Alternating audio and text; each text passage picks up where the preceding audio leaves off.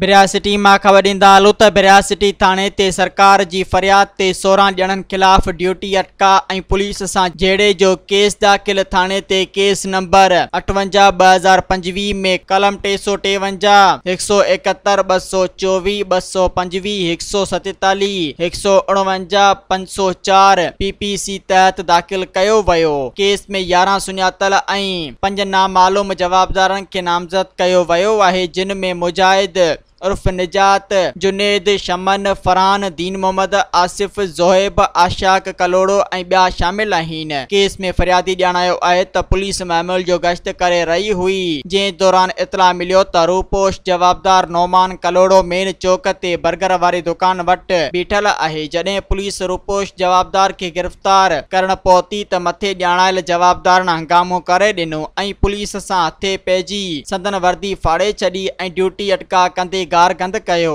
जॾहिं त पुलिस कार्रवाई कंदे 3 जवाबदारनि इमरान अब्बासी, रिज़वान अब्बासी ऐं ओशाक कलोड़ो खे गिरफ़्तार करे वरितो। जॾहिं त गिरफ़्तार थियल 3 जवाबदारनि जे बिरियासिटी जी अदालत मां एडवोकेट आबिद राजपूत जी मार्फत 10-10 हज़ारनि एवज़ हिफ़ाज़ती ज़मानत मंज़ूर करे आज़ाद कयो वियो आहे। ॿिए पासे ज़रियनि खां मालूम थियो आहे त बिरियासिटी मेन चौक ते बर्गर वारे दुकान तां मोटरसाइकिल सवारनि पुलिस एहलकारनि मुजाहिद उर्फ निजात कलोड़ो खे पकड़ण जी कोशिश कई त चौक ते हंगामो थी पियो ऐं सभई शहरी गॾु थी पिया, जंहिं सबबि 1 कलाक ताईं चौक बंदि थी वियो, गाॾियूं बीह वियूं ऐं गिरफ़्तार थियल मुजाहिद उर्फ निजात कलोड़ो हंगामे ऐं रश जो फ़ाइदो वठंदे फरार थी वियो ऐं पुलिस ख़ाली हथे थाणे ते मोटी वई, जिते हिननि केस दाख़िल कयो ऐं 3 ॼणनि खे गिरफ़्तार कयो।